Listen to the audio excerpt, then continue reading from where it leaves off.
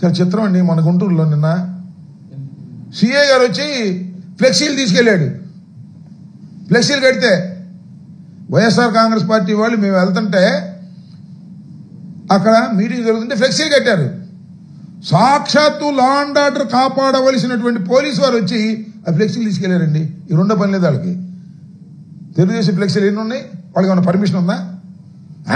YSR Congress party flexi కట్టడానికి లేదు, meeting పెట్టడానికి లేదు, బయటికి రావడానికి లేదు. అందరూ జైల్లో ఉండాల్సిందే. జగన్మోహన్ రెడ్డి గారు వెళ్ళారనుకో పర్మిషన్ ఉండడానికి లేదు. 5 6 వెళ్ళాలి, లేదా 30 మంది 500 మంది లెక్క పోలీసులు రోజు కాపలా.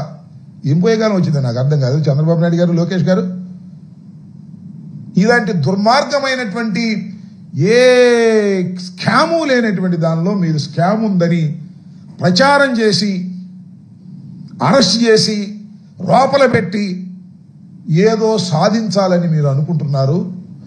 ఏమీ సాధించలేరనే విషయాన్ని కడకు తెలుసుకుంటారు. చంద్రబాబు నాయుడు గారు చెప్పినట్టుగా కడకు మీకు తెలుసుకునేటటువంటి ప్రయత్నం తప్పనిసరిగా ఉంటుంది. అసలు చంద్రబాబు నాయుడు కన్నా లిక్కర్ స్కామ్ ఎవరండి? నేను ఫస్ట్ టైం ఎమ్మెల్యే కాకముందు, ఎమ్మెల్యే అయిన తర్వాత కూడా నారావారి పాలన, సారా పాలన నారావారిది అని చెప్పేవాళ్ళు స్లోగన్. అసలు సారా పరిపాలించింది, సారా స్కాములు చేసేది, మద్యం స్కాములు చేసేది చంద్రబాబు నాయుడు గారు. చంద్రబాబు నాయుడు గారు ఎలాంటి స్కామ్ చేశాడంటే ఇరుక్కుపోయాడు. ఆయనే ముందు జీవో ఇష్యూ చేసి దీనిలో ఉన్నదాన్ని క్యాబినెట్లో యాక్సెప్ట్ చేశాడు. ఆయన సంతకాలు ఉన్నాయి క్యాబినెట్లో. సాక్ష్యాధారాలతో కేసు పెట్టారు సిఐడి వాళ్ళు. కోర్టులో పెండింగ్లో ఉంది. దాన్ని ఏదో మాయ మాటలు చెప్పి దాన్ని ఏదో మాయ చేసి అది విత్డ్రా చేసుకుందామని ఎత్తేద్దామని చూస్తున్నాడు. ఇప్పుడు ఆయన మీద ఉన్న కేసుని మా మీద కేసు పెట్టాడు. మళ్ళీ అప్పుడు జగన్మోహన్ రెడ్డి గారి మీద కేసు పెట్టి దానికి దీనికి పోటీ పెట్టి ఆ కేసును విత్డ్రా చేసుకోవాలనేటువంటి ప్రయత్నంలో జరుగుతూ ఉంది. సాధ్యం కాదు, సాధ్యం కానీయం కూడా చట్ట ప్రకారం. చంద్రబాబు నాయుడు గారంతా స్కామ్ చేసే మనిషి ఎవ్వరూ లేరు ఈ దేశంలో.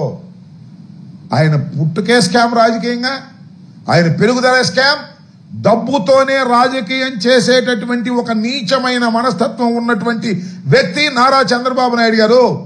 నారా చంద్రబాబు నాయుడు గారు చేసిన స్కాములు ఈ దేశంలో, ఈ రాష్ట్రంలో ఎవ్వరూ చెయ్యలేదు.